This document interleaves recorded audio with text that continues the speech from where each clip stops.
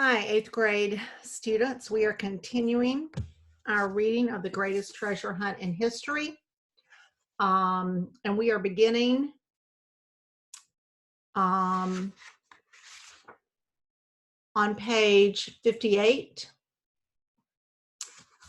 and continuing on page 58. As the officials listened to Hart explain the mission of the monuments men and discuss what he had discovered on his inspections, they couldn't believe their good fortune.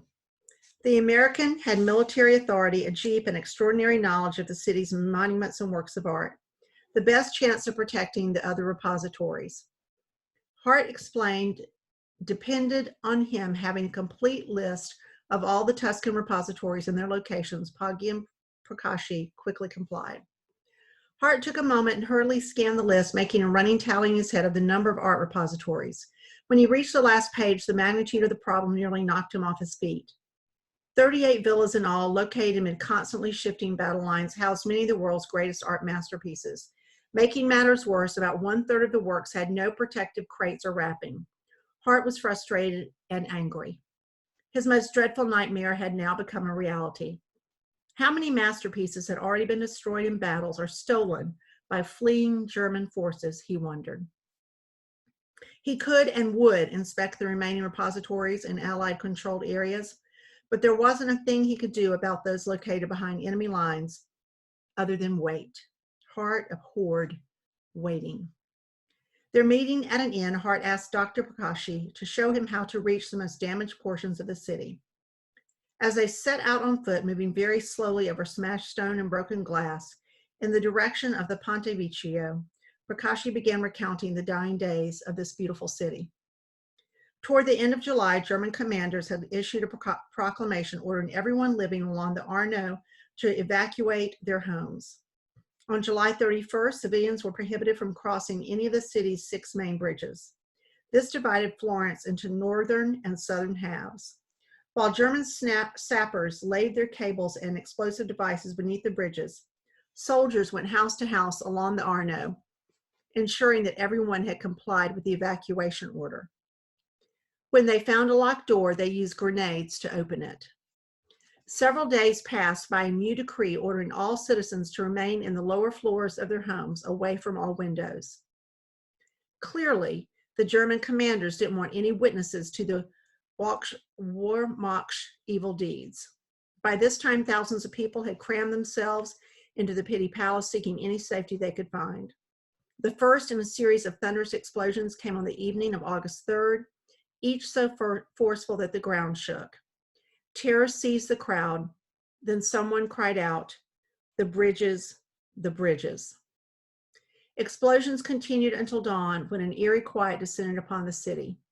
Under the cover of darkness, German forces had retreated north to the relative safety of the Gothic line, leaving behind smoldering ruins.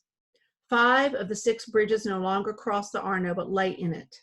In an absurd effort to spare the Ponte Vecchio, Hitler's favorite bridge, Prakashi pointed out, German forces deliberately destroyed entire city blocks of buildings and medieval towers, hoping to create impassable rubble piles. So this is a picture of the destroyed bridges of Florence, and then kind of a map, if you will. 2 retreating German troops obliterated large sections of medieval Florence, shown in black, to block Allied passage across Hitler's favorite bridge, the Ponte Vecchio, which is in the center. So basically, if you think of, I use my pencil here, this is the bridge. Hitler liked this particular bridge, so he didn't want it destroyed. He didn't care about all the others, but he didn't want this one destroyed. So in order to keep any Italians from the ability to cross back and forth to go from the north to the south, they destroyed all the buildings here and created massive amounts of destruction. And the same thing on this side, so that you couldn't get to the bridge to cross it. And they left the bridge intact. So these are the 2, one's a photograph and the other is kind of an overhead map. And everything that you see in black was what they destroyed. to keep people from having the ability to cross the bridge. Terrible. By the time Hart and the superintendent reached a small piazza near the Arno, Hart no longer needed anyone to describe the destruction. He could see it for himself. It was worse than anything he could ever imagine. One gigantic trash pile together, spilling into the Arno. In an instant, centuries of beauty and history had been reduced to priceless dust. Conditions elsewhere in the city were abysmal. The intense heat of August had cooked human waste from the broken sewers and decaying corpses buried under collapsed buildings to create a suffocating smell. Hart pulled out his handkerchief, but it did little good. Barefoot women stood shoulder to shoulder preparing Spartan meals on outdoor stoves. Children sat in circles on the ground devouring their meager suppers. No one indulged in vanity. Young women looked 30 years older with their once well-coiffed hair standing on end, caked with grayish dust. Men patched and repatched their ragged clothes. There were shortages of everything except dust, bullets, and the dead. Snipers randomly picked off civilians. German artillery shells intermittently rained down on the city, claiming even more lives. Men armed with picks and shovels hacked away at the 30-foot-high mounds of medieval stone to clear paths so workers could begin rebuilding. Women searched through the pieces for heirlooms. A cluster of people usually indicated the location of one of the city's temporary clean water supplies. Such oases were rather easy to discover by following someone carrying straw-covered wine jugs or gasoline cans in each hand. It was a pitiful sight. All this destruction would take months to clean up and years to repair. And even then, Hart sighed, the city would never look the same. With a complete list of repositories in hand, Hart wanted to resume his inspections, but the situation in the city center was desperate. Florence needed as many monument men as possible to protect the remains of historic buildings that had any chance of being salvaged and to recover what they could of rare books and works of art buried in the debris. The search for the stolen Florentine treasures would have to wait. The next section, near Pisa, Italy, September 1944. Hunkered down on the outskirts of another destroyed Italian town, Dean Keller flipped through the pages of his field diary and made some calculations in his head. Maybe he was off by a few hundred miles here or there, but in the nearly 4 months since becoming a monuments man, Keller figured he'd driven about 8,000 miles over dusty, bomb-cratered roads, inspecting hundreds of damaged towns. The scenes of misery and hardship were always similar. Only the names of the places changed. But from what he was hearing from the boys of Fifth Army, the situation in the city of Pisa might be the worst of all. Compounding matters, half of Fifth Army's strength had been depleted in just a couple of months, partly the result of combat losses, but mostly because General Eisenhower had siphoned units for an invasion of southern France called Operation Dragoon, which began in August.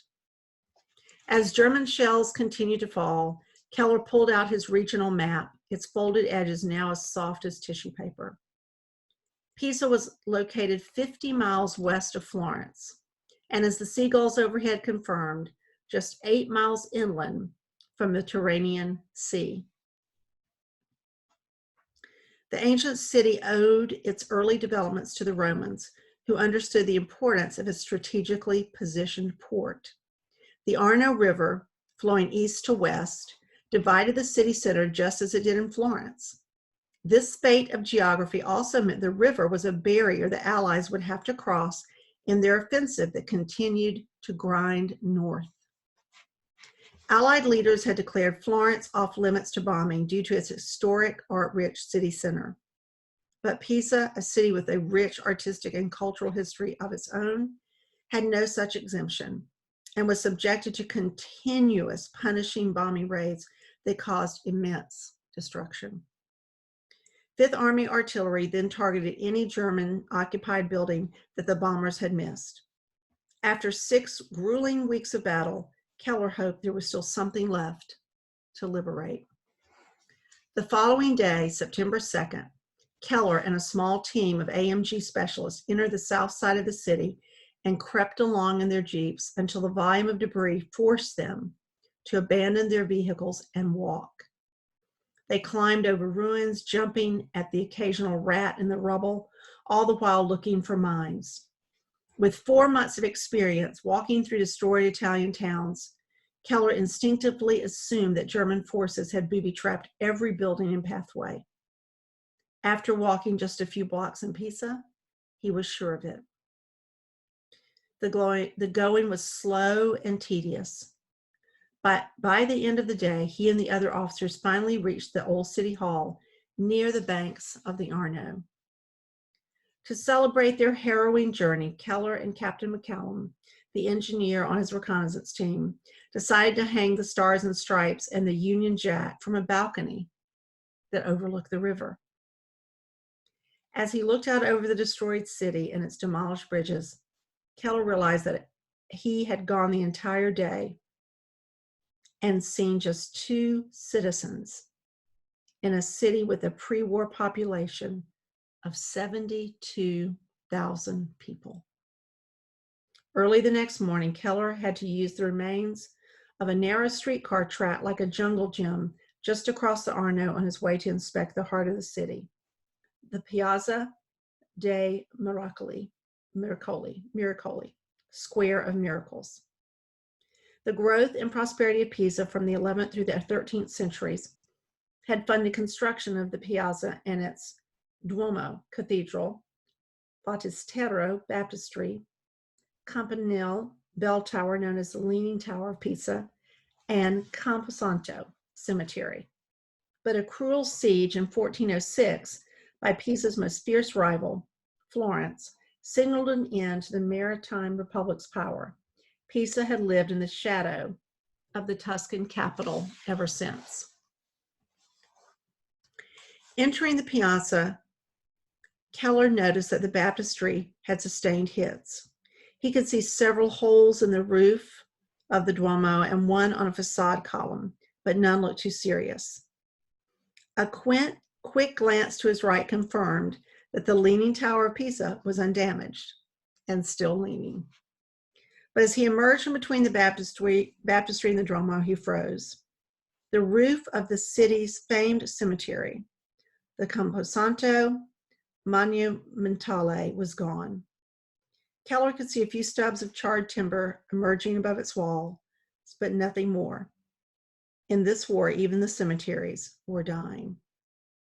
So this is a picture of the piazza. You can see the Leaning Tower of Pisa, and then at the right, where you see the Camposanto Monumentale, with its missing roof. So you can see that in the upper right, where the roof is missing. I'm sure you have that in your book, and you have a really close picture of that. The architectural curiosity of the Leaning Tower of Pisa had for centuries drawn steady crowds, but Keller knew that the real jewel of the Piazza del Miracoli was the Camposanto, constructed in 1278. The building consisted of 2 rectangles, one inside the other. The outer rectangle, about the size of an American football field, was covered. The interior rectangle, which contained a grass courtyard in the style of a cloister, was not. Separating the 2 rectangular spaces were Gothic marble arcades open to the grass courtyard from all sides. The exterior walls and the Gothic marble arcades supported a wooden A-frame roof covered with lead. Keller knew that the Camposanto glorified local memory stretching back to the medieval era. The marble pavement was interspersed with tombs, each marking the burial spot of a city luminary. Adding to the veneration, 14th and 15th century artists had then blanketed the interior walls with vibrantly colored frescoes. The Camposanto contained more painted surface than the entire Sistine Chapel at the Vatican, 20,000 square feet in all. But Keller's overriding memory as a student wasn't of the building's frescoes, tombs, or history.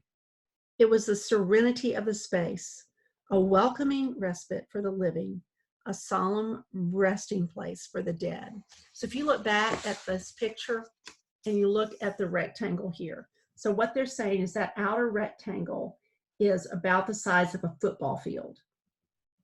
And then the inner rectangle is inside of that, and there's a grass courtyard, marble, and there was a roof on part of that building.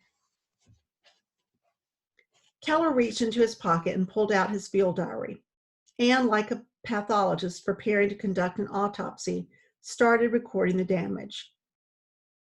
On the floor next to the walls are thousands of pieces of fresco which have fallen to the ground either from the heat or the concussion from the jarring of the great beams as they fell to the floor.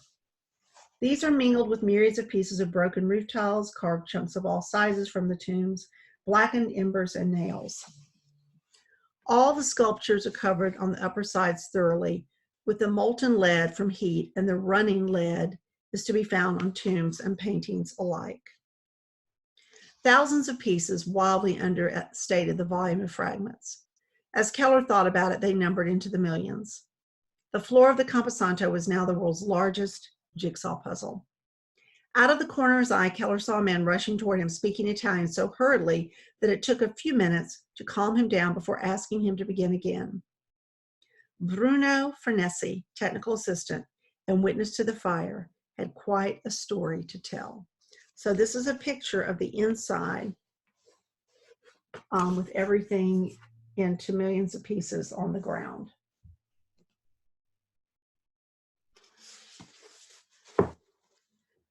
Five weeks earlier, on July 27th, a violent artillery barrage had shaken the Piazza di Miracoli.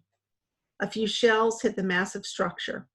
The Americans seemed to be aiming at a German observation post in the bell tower, Farnese explained, but he doubted the Allies were trying to destroy it.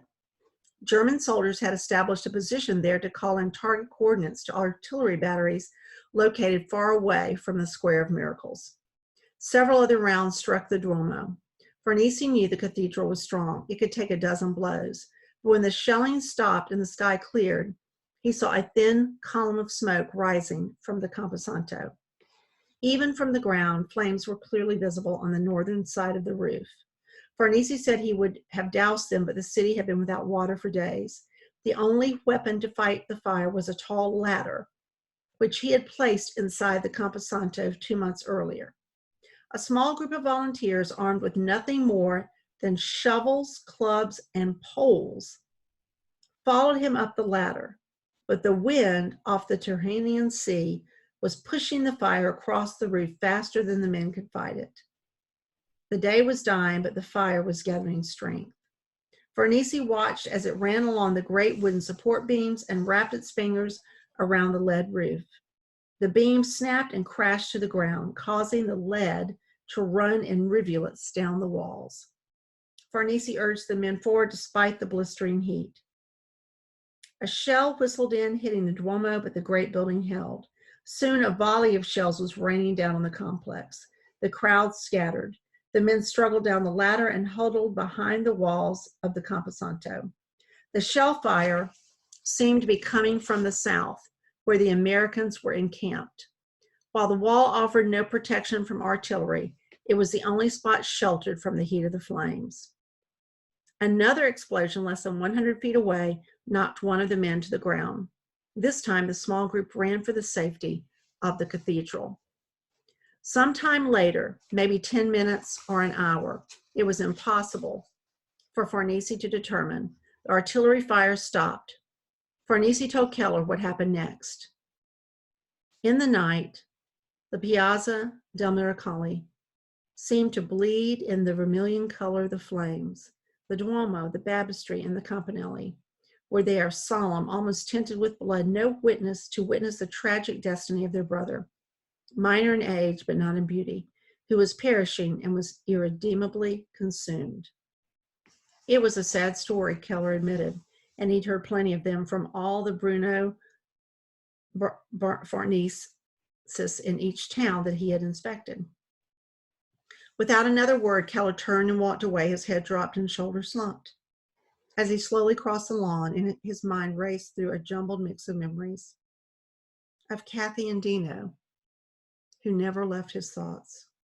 of driving 8,000 miles inspecting dead cities, of the women in Naples carrying buckets of rubble while their babies sat in the ruins, of San Minicio on the hills outside of Florence, where 27 civilians were killed when a mine detonated inside the cathedral into which they had been herded by the Germans. Of Fred Hart's preliminary report on Florence with its bridges and medieval towers now reduced to dust, and hundreds of its masterpieces stolen. And during these 4 months, he wondered, what meaningful thing had he done other than inspections and advising others? My assignment is MFAA officer, AMG 5th Army. He had written his parents just weeks earlier. I am not supposed to step out of my role. I would have no authority at all. The way I help is to talk with people, serve as an interpreter, give help to any of the others who need it, and once in a while interject something in a meeting. His thoughts drifted again to the first dead American soldier he'd seen, and the letter the GI had tucked in the lining of his helmet for his mother. That American boy had become every soldier. That village had become every place he'd visited. But Keller also recalled other memories, besides death and destruction, moments that had provided him with encouragement to go to the next place and the next, like this time in Cese Romano, where 50 townspeople had followed him to his jeep, offering prayers and thanks, and a stop in Monte Oliveto Maggiore, where the monks had hidden Allied personnel amid the artworks of Siena. He also remembered the joy of hearing that Rome had been liberated virtually unharmed, and the excitement of finding Siena's most prized painting, Duccio's Maesta, safely inside its wooden crates. But this situation in Pisa was different. A chance to actually do something good, something permanent. Keller knew that Fifth Army didn't have the resources for the exhaustive and time-consuming project that he had in mind, but ignoring the problem would draw the scorn of the press and alienate Italians. One rainstorm would wash away the remains of centuries of history. Something had to be done. Keller was convinced that if the Monuments Men operation ever stood for anything, this was the moment to prove it. A few minutes later, his body stiffened, and with a bounce to his step, he started back across the lawn of the piazza toward Farnese and instructed him to bar any entry to anyone who had not first obtained his permission. He then wandered off again, looking for a unit with a field radio. He had to make an emergency call. I'm going to stop right there, and that it's hard to read, some of this where there's so much destruction, loss of life, destruction of cultural treasures of the world. And then to think about, these are real people. This is not a fiction. This is a true story. And that they were there addressing real problems in the midst of a war. We'll continue tomorrow, page 73, chapter 8, objectives. Thanks so much, 8th grade. Have a really good evening. Take care.